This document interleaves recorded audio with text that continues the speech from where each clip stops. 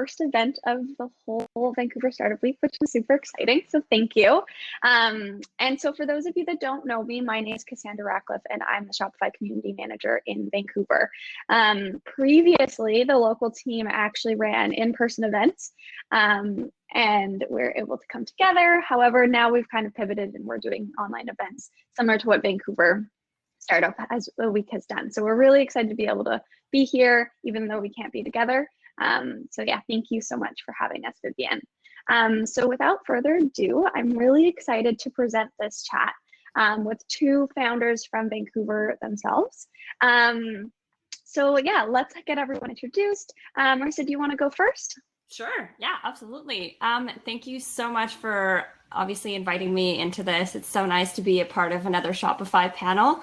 I've been with Shopify for a very long time. I've been with them since 2014. So it's been like 6 years. I'm pretty sure the plan that I have is like fully grandfathered. I don't think it even exists anymore. But yeah, my name is Marissa, and I am the owner of a company called STIL. And what we focus on is basically organizing women who need to get shit done. We all have incredibly busy lives and a lot of things going on. Some of us have kids.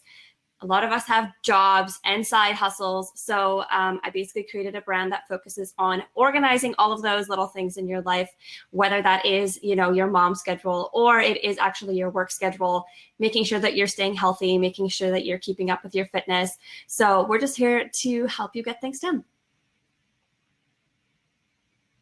Pass it over to Tony from Vessi.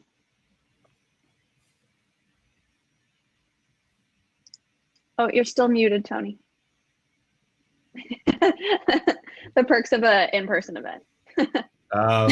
Yeah, well, thank you for having me. I think this is my first Shopify event or even being on a panel, so pretty exciting.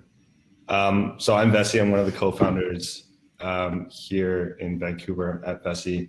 We're a local footwear startup that solved the problem of having wet feet. So we created a fully waterproof, really comfortable knit sneaker that you can wear in any season.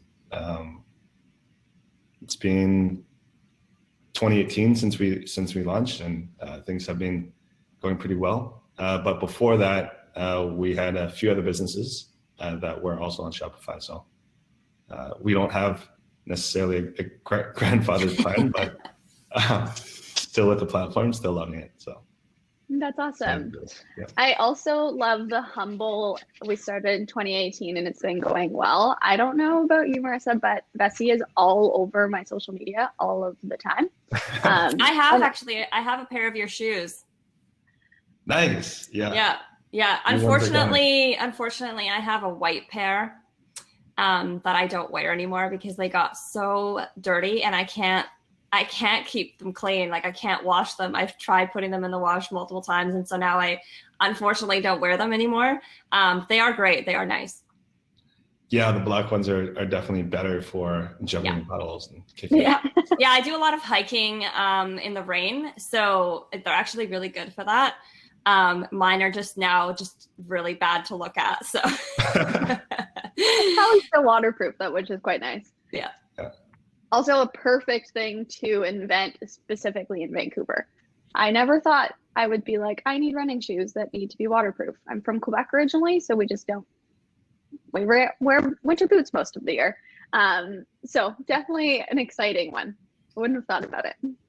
Yeah, I mean, we all just didn't really like boots and just put on regular sneakers instead of boots all the time. So it kind of turned into an issue.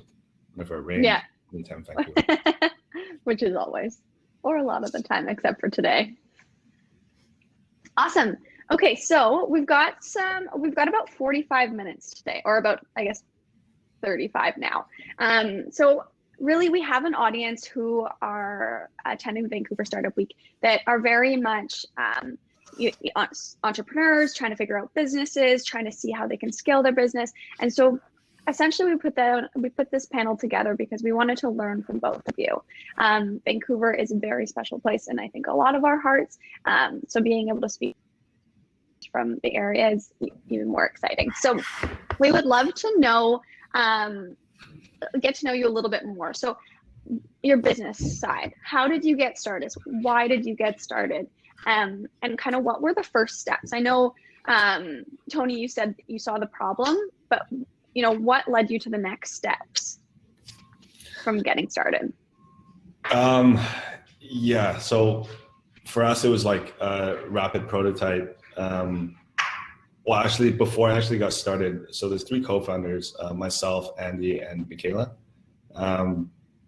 So I guess I'll give you a bit of a different background, but Andy was in the shoe manufacturing business for a while. So he actually saw the problem before any of us, understanding that knit technology was becoming kind of the way of future manufacturing, more sustainable, quicker, more versatile, and a lot more comfortable. But we didn't have this waterproof knit that existed to allow people on the East Coast or West Coast to actually wear comfortable sneakers in any weather. And that's how the material got developed. When Mikhail and I joined forces with him, the plan was to take this prototype and see if there's product market fit. So what we did was create a nice video around it, branded the product, and put it up on Kickstarter. So Kickstarter is a crowdfunding platform that allows people to pre-purchase your product. We would set a discounted price and see if we would have product market fit. And within the first couple of hours, we knew we had a good product. We set out to raise, I think, $20,000 and ended up with, I think it was like 1.3 million from that. So then we just kept on rolling with it, refined the production with the factory that we ended up like owning. And then, yeah, by September of 2018, we had the product up and running and shipped out. So that's awesome. That is definitely a bigger jump than expected. It was good, yeah. But it's only feasible to do with like the technology platforms that we have now, right? So you have the Kickstarter platform, and then right away you have Shopify that manages all the back end stuff. I mean, it's really simple to throw up a landing page and allow for pre-orders with all the different apps that existed. That's awesome. Marissa, do you want to give us a little bit of a backstory of how you got started? For sure. Yeah. I've done 2 Kickstarter campaigns before, but I didn't start using Kickstarter. I actually started on Shopify. So I basically, the idea is I had a full-time job. I was going to school. And so basically I had like my 9 to 5, and then I was going to school from like 7 to 10, 3 nights a week, just because I wanted to like kind of like further my education in design. And then for some strange reason, I decided to also have a side gig. So I was like selling jewelry on the side. So I had basically like 3 very full-time things that all required my attention. I guess I was just like looking for as many things to do as possible. So I have always been like, since I was really young, since I was a teenager, I've always been a planner person. I've always been somebody who uses a planner, who uses pen to paper. And it's kind of the way that I've always organized my schedule. And it's always the way that I've kept up with my to-do list and things like that. So I had obviously these 3 different things that I had going on that I needed to make sure that I was keeping up with. And so I had, deadlines for work. I had deadlines for school. And so I needed a good planner. So I remember going into a new year and thinking like, I'm going to go and get the best planner that I can for myself. And then like, I'm going to just be super organized. I'm going to be able to do it all. And I ended up going to Chapters. I got a planner, and I was so disappointed because I was so excited to use it. I started using it, and I just felt that it wasn't doing anything for me. It wasn't making me feel good about waking up every day and like opening it up and being like, oh, like I get to plan a new day, and I always loved that feeling. And this definitely particularly resonates with people who are going to understand what I mean. Not everyone is a planner person, but the people who are, they totally get it. So I just was like, you know what? I'm in design school. If I want something good, I'm just going to have to make it myself. And so that's what I did. I did a lot of research into actually different types of apps that people were using. I asked a lot of my friends how they kind of like plan their days. What are some things that are missing in their current planners? And so then I kind of created my own formula based on what I thought would be the most useful to use on a daily basis to not only put down your schedule, but also keep track of your tasks. Because I think a lot of the current planners that are out there have like one big section. You write down your notes, your to-dos, your schedule, and it all becomes just one just big mess of things that you always feel like you're not in control. So what our planners do is give you that sense of like ease of like, I've written it down, I know that it's there, and I'm not going to forget it.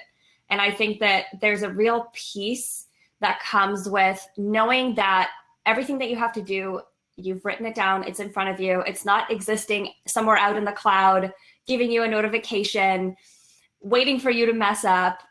For me, that's just, it's always worked so much better that way. And there's also there's a lot of science behind writing things down and it actually being really good for your brain. It's really good for it's good for your memory. So basically, if you write something down versus, putting it in your digital calendar, you're actually able to retain that information so much better.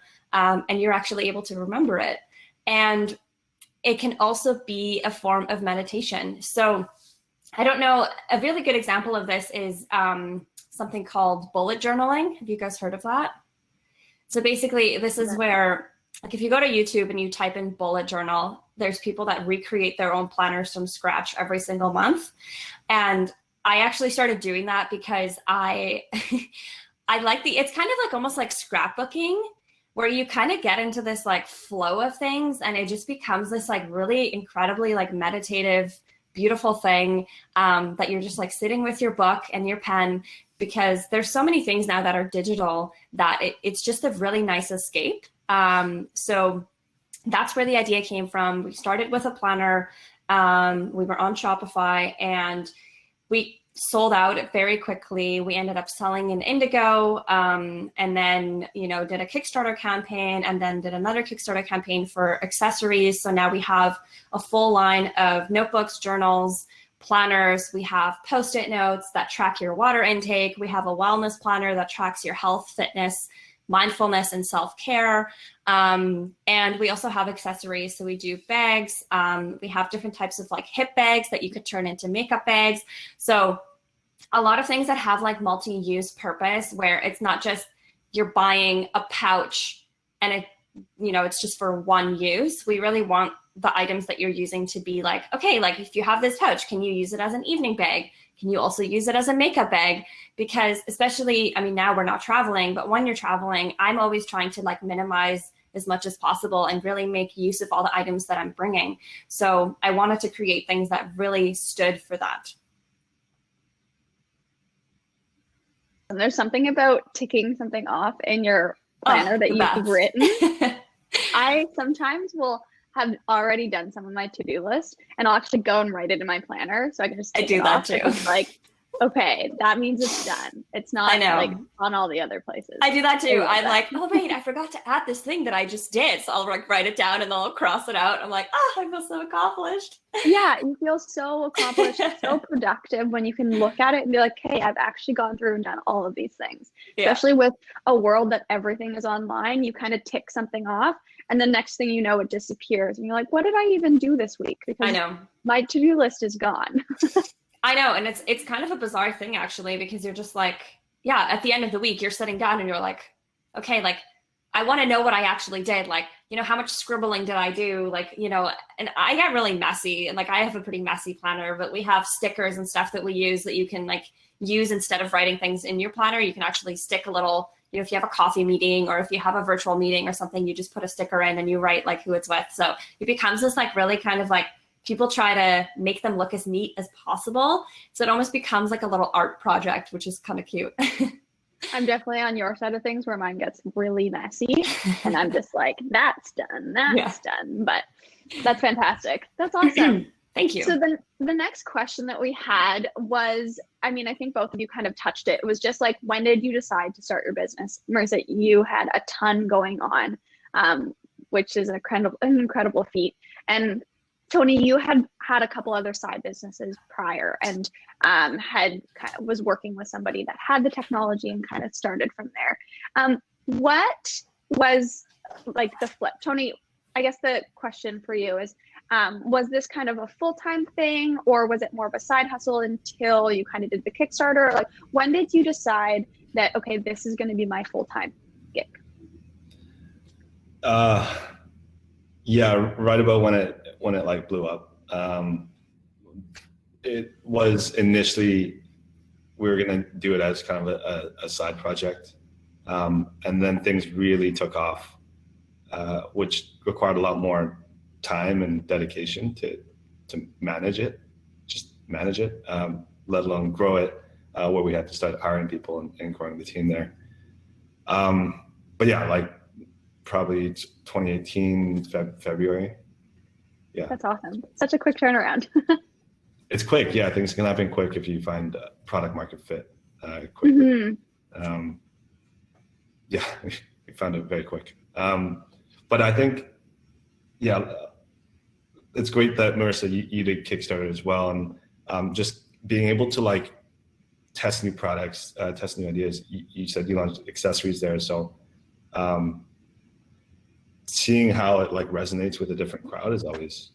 Totally. It's really quite interesting, actually. I mean, I don't know about you, but I had no prior experience in like running a Kickstarter campaign. So for me, it was like, well, let's hope for the best. And it's very nerve-wracking too, because, you know, you're putting out an idea that may or may not actually be cool the way that you thought it would be, right? So like, it's kind of like, okay, like I think this is awesome. And you've talked to all your friends who like are supposed to be nice to you, but then it's like, are people actually going to put their money towards this idea that you had? So I think there comes like, almost like, it's a little bit intimidating to kind of put yourself out there and be like, no, I've created this thing and now I want you to spend money on it without actually getting anything in return for a while. Yeah, exactly. Yeah, it's amazing how people would do that on even the customer side. So it goes to like even more of like product validation, how much people. Yeah. The funny thing for me was I had a lot of customers on Shopify already. So when we did the Kickstarter campaign, I don't know why this was, but I think this is actually something I think is not talked about very often, is that people just assume, I think a lot of people who work in the tech industry, they obviously know what Kickstarter is. They're very familiar with it. But when you are talking to a customer base that may not have ever heard with what Kickstarter is, there's a lot of confusion around it. So we had to do quite a bit of education for our customer to like, for them to understand what was happening. They were fully on board. It was just like, oh, like, can I use my points? Like we had this like point system, and then they'd be like, okay, like, so I go to this site and then like, you know, can I add other stuff to my cart and like things like that. So it was like this funny thing where, you know, if you're not familiar, if you don't work in the tech industry, this might not be something that you've ever heard of. So it was kind of a funny realization for us, because, you know, some of our customers are, you know, just women who maybe who haven't been exposed to that. So it was kind of interesting. Mm-hmm. I mean, it's women who are trying to get organized too, right? So. Yeah, exactly. Yeah, Kickstarter is very, I guess it's like more like tech focused. And male dominated as well. Male dominated for sure. Mm-hmm. So it's definitely, I've talked about this quite a bit in terms of the Kickstarter sort of like industry, and that it is a lot of male products and a male focused product. So if you are a woman and you're launching a female product, it is a much more difficult platform to be successful on. Mm-hmm. So, were you successful in the Kickstarter? Yeah, we fully funded in 12 hours in the first run, and then we fully funded in 20 hours the second run that we did. Amazing. It was 2 years apart. Amazing. Yeah, it was such a great experience. It honestly was a wild time in my life. I remember like just feeling like just sweating all day and being like, oh my God, this is happening. And then like, oh my God, we're going to make our goal. And it just happened so quickly, so that I mean, I did do a lot of, I think there was like 3 or 4 months of work that went into it. I filmed all of my own videos. I edited all of my own videos. They're not great by any means, but you know, it got the goal across. So it worked. And I mean, as a, you know, at that point, you were probably still one person. Yes. Yeah. So at that point, like, you know, you got to use all your resources and kind of figure out what's going to work at that point. Exactly. Yeah, that's awesome. Congratulations. I would only imagine like those 12 hours or those 20 hours for both of you as like you launch your Kickstarter, and just watching it, I feel like it'd be the longest as well as the shortest time frame, because you're just sitting there watching it happen and you're like, when is it going to start? I mean, especially for you, Tony. I mean, you guys had a brand new product that nobody had any exposure to prior or had any chance to really try out. So, you know, it's always like, it's difficult. It's hard. It's really difficult to actually just make sure that everyone on that one day is like, well, are you going to do it? Like, are you really going to do it? And so it's definitely, it's a very interesting experience, but it's really fun. For sure. But I guess for us, like Vessi, when we launched it, we have had like prior experience with Kickstarter, which is probably why so it was a little bit smoother, but still pretty scary. But yeah, I think so far now we've launched 11 or 12 Kickstarters. Amazing. Okay. Yeah, so we've been able to like refine as we go. And so next time I do one, I should just message you. Sure. give you the guideline. Amazing. Yeah. Amazing. Cool. I kind of want to turn the conversation a little bit more into the community aspect. Both of you are in Vancouver, and I think community is a huge aspect for a lot of businesses, especially startups. What drew you to starting your businesses in Vancouver? Was it specifically that you just lived there at the time and it just made the most sense? Or Tony, was this something, I think like Vancouver would be kind of perfect market fit for your brand? Was Vancouver kind of top of mind there, or was it just mostly you were living there and let's try to start something different? Initially it was like solving our own problems. So yeah, we all live here in Vancouver. We all face the same issues. So like being able to define the problem for ourselves, solve the problem for ourselves, like was a very Vancouver product market fit. It just, like today's a beautiful day, but it'll probably rain in the afternoon. So I hope not. I have to move. So yeah, so like we knew how to speak to like the Vancouver people, residents here. Really, we're just talking to ourselves and solving our own problems. I think that's kind of really the best way, because if you can solve your own problems, there's a lot more people that have the exact same issues as you, right? Yeah, so, exactly. But then, you know, how do you get the word out? How do you get more people like yourself to identify with the brand and identify with the issue? Mm-hmm. And Marissa, you've had tremendous success in like multiple magazines, publishing, that sort of thing. Have you ever thought about running the business out of a different area, or are you kind of like Vancouver's your home base and that's where you want to be?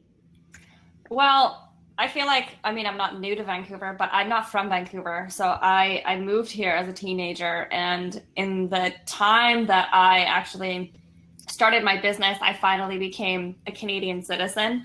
So for me, that was huge. And I'm still very, very happy in Vancouver. I'm originally from Switzerland.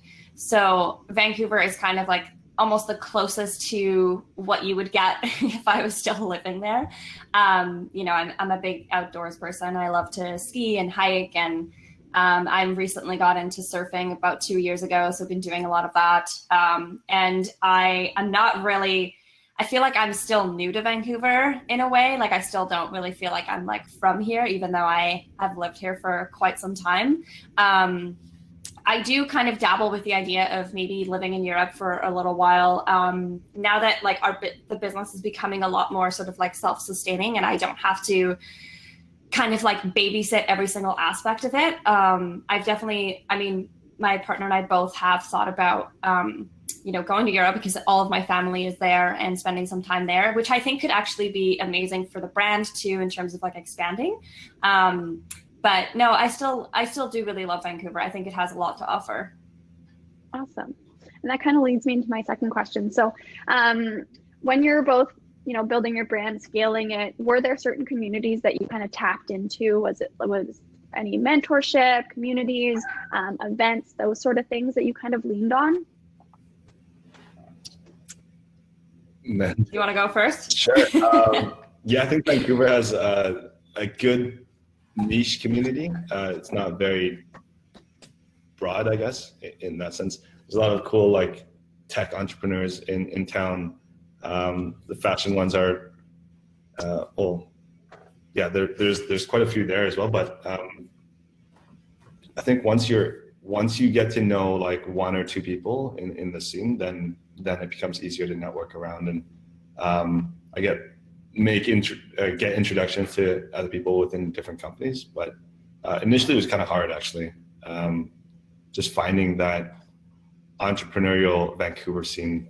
I didn't really find like it existed, so we created our own. So we have now a few different groups of a lot of like local entrepreneurs doing things, small businesses, big businesses, people that we can lean on to for help. WhatsApp groups, lots of WhatsApp groups and Slack channels. Nice. Yeah. A lot of Slack channels, I feel like. I love that. But like if you're looking in Vancouver, I think you just have to look. They're not very out there, but I do think like once you find the right introduction, like people in Vancouver are just generally nicer and more open to help and more eager to help. Yeah, and I think with that too is like once you do find somebody, or whether it's a group of people that you do really resonate with, asking those people those questions, because likely they'll have some insight or experience that you can learn from. And then like you said, Tony, everyone is so genuine and nice, I find here, that they'll likely be, oh, maybe I don't know the answer, but maybe talk to this person who has that experience. And then that's where I found like the community starts to grow, and that's where you get to actually network and kind of meet more people in the area. Mm-hmm. Yeah, I agree in some aspects, but I do think that when I first started, it was really difficult. I think that there has always been a really big tech community, but not necessarily like, I've never, like to this day, never really found like a community of people that are, focused on like physical product. And I think it's a completely different industry. And so I obviously, like, I've built a small network now of people that I talk to like almost on a weekly basis. But we don't have a WhatsApp group. That sounds actually super fun and amazing. But it's more so, I had difficulty, like I would network, but I had a lot of difficulty kind of finding, I guess, people that were in like a similar industry, whether it was like women's accessories or whether it was just, kind of like finding other people that sold product. I was able to make a few connections here and there, and that was really helpful. And I did get lucky in that I ended up meeting a mentor, I would say about 3 years ago. And that's actually been something that's been really, really incredible. And I know that he mentors through Futurepreneur as well. So Futurepreneur is a really good resource to go through, but I ended up meeting him through somebody that had done the Futurepreneur program. And having a mentor has been a really kind of incredible experience, and just being able to talk to somebody who has worked in the industry, for 17 plus years, that was able to give me sort of like the from start to finish kind of story of how things really work. And so that is an extremely valuable thing for sure.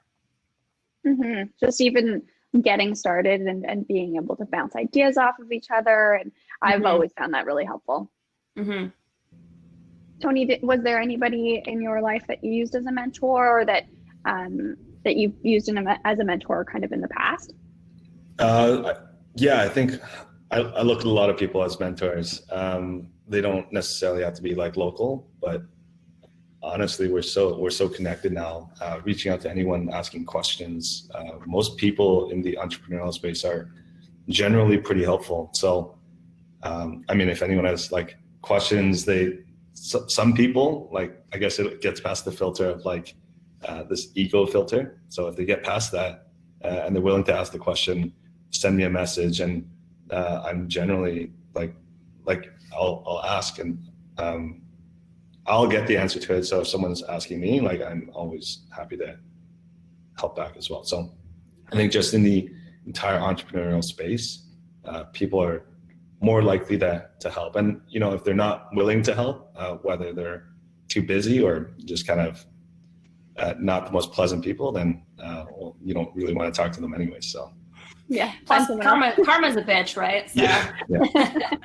So yeah, always giving back, always trying to help other people, right? So I think that and generally, I think that's something that's also come from what's just currently happening in the current climate of the world with COVID. Of people are feeling, I think there was a sense of feeling kind of kept inside and kind of kept to themselves, and now being able to reach out to people just virtually and kind of getting past that, like, oh, should I reach out to them? I've been finding a lot more people that I can reach out to, and vice versa. If you have a question, it's typically a good question, and if there's an answer for it, like, you may as well ask the question, and you can get pointed in the right direction. So I think a big takeaway is just ask the question, and you'll typically learn something from it. So yeah. I mean, there's so much information now. It's like, if you're not asking questions, you're not growing your knowledge base at all. So yeah, I mean, just like, be curious and like prod at things. Ask like stupid questions, like thoughtful questions. Doesn't matter, but you'll always be able to get the answers if you're looking, right? Google is a great resource. It's a wonderful place. Yeah. I also think it's always good to talk to people who are, you know, maybe in a different industry than you, because I think you can get a lot of insight from the way that other people work or the way that other people do things that you can apply to your own business or to your own way of doing things. And so I have a lot of friends who do completely different things to me, but it's always so amazing to kind of just like chat with them, to be like, to realize, oh, wow, like, I never thought about doing that, but, you know, I can kind of change that a bit and apply it to my own business. So I think there's so much that we can all learn from each other. And I've never shied away from, you know, hopping on a 20-minute call with somebody to answer some questions. And I often find that it actually inspires them, because, you know, I feel like if I could do it, anyone can do it. It's just a matter of like having that moment of realization of being like, okay, no, like, I actually think that I can do this. And so if there is a question that you have that can easily be answered, why not just, you know, go for it and take the time to actually like help somebody out. And even just connecting with people, whether they're, you know, 2 steps ahead, 3 steps ahead, 2 steps behind, I think there's always something to learn from those experiences, because maybe, you know, maybe Marissa, you're getting your Kickstarter started, but you had never done it before. Then you talk to somebody who maybe had done it once before, and you're going to learn something from that.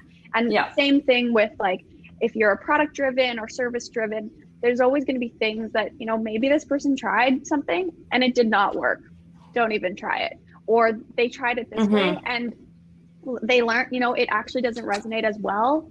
Try it this way instead. So learning from everyone else's experiences, I think, has been such a big, been a very big takeaway, I think, from my past few months even.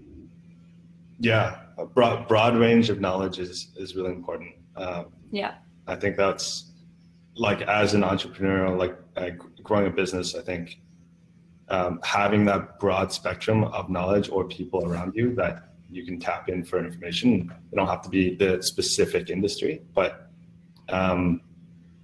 that'll always help, like, refresh ideas and refresh kind of your viewpoint on how to take the next step, right? That problem approach, like problem solution approach to solve problems is really important. So how do I make a table, right? Figuring out, like, why you need to make a table. You need it to hold X, Y, Z. Like, you need to hold X amount of pounds, and then you can really go ask the question from there. as well. But if you have a broad range of knowledge, then sometimes you already have that understanding, right? Like if you understand that this table needs to hold like 500 pounds, well, what do the legs have to look like? How does it have to get shaped? And then you can go on Google and you can ask your friend who's an architect, whatever, engineer. Yeah, probably. We do a ton of that with our own customers because we find that first of all, they're very actually incredibly opinionated about what they want and don't want in a planner, which is great. So we're always looking to them for new things that we can create, whether it is, like a mindfulness journal, or it is, a new way for them to like organize all of their tech accessories, like, who knows, right? So it's always good. It's always been so amazing for us to just like do, go on Instagram and just to be like, hey, we had this random idea. Like, how would you guys do it? What would you incorporate? What would you want to have? What do you not want to have? And it's incredible the amount of like essays I get from people who will just be like, I love your product, but if you could change this and this and this, and if you could add this in, I think it would be a lot better. Not to say that I'm not going to use it, but I think all of these things should be things that you should add. Yeah. It's kind of funny. It's actually, it's amazing. Super helpful for like product refinement and stuff. Oh yeah, for sure. But like scary when you have, I guess, too much of that. Like how do you refine it? And I think a lot of times our customers will be very helpful in that, they want something for tech organization, to your case, but what do they really want? Like, what is it that they're really looking for? It might be a more organized, like random space on the book, and instead of specifically like tech, right? So understanding and distilling down their needs to the actual core basics of like what they truly want. Not what they're saying sometimes is, I think, totally. Well, what's funny is I've actually become pretty close friends with our biggest customers and we just like text. So if I get a message and I'll be like, what did you mean by that? I'll just like send them a text and then they'll explain, or they'll send me like a voice note or whatever. So I've kind of become like friends with all the people that, and I love them. I mean, we have so much fun, and it's great to be able to like have a small community of people that kind of like have built this brand almost together. But yeah, totally, 100%. Like sometimes I get feedback that I'm like, yeah, I'm not really sure what to do with that. We have only about 2 more minutes left, and I have 2 questions, so we're gonna have to speed round it.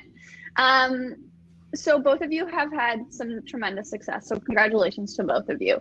I know that entrepreneurship can be really difficult, so I'd love to hear like super fast highlights and some of the lowlights that you've had as an entrepreneur, maybe within like the past couple of years. Maybe as like a general theme instead of like specifics, since we don't have a ton of time. Do you want to go? Sure, I can go. So low light, I would say that in 2017, I was diagnosed with multiple sclerosis, and that was a massive, massive change in my life, both in terms of like how I run my business and the way that I treat my body. I was very sick, and it was very difficult for me to work, and I still have a lot of trouble with my illness. But I've gotten to a point where I am on no medication. I've done everything through diet and exercise, and through actually preaching, actually doing what I always said I would do in terms of just like, writing things down and making sure that I'm not overexerting myself, or making sure that I'm scheduling out my time. Sorry, now I'm rambling on again. I know I'm not supposed to, but that was my low light. So I got very sick, and I was able to get a handle of it. And then highlight, there's been so many different highlights, but I'm honestly just so grateful that we've been able to scale the company year over year in a massive way over the last few years, kind of like after my diagnosis. So I would say that is definitely my highlight. It's a huge highlight. Congratulations. Thank you. I guess the lows would be,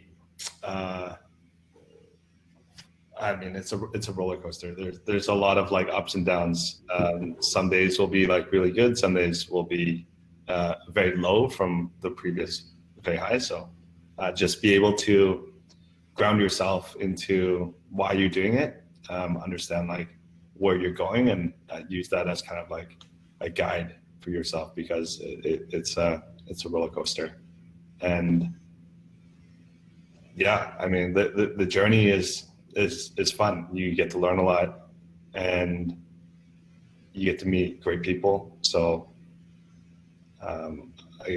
another like takeaway is just keep on asking questions. Don't be afraid to like ask other people for help.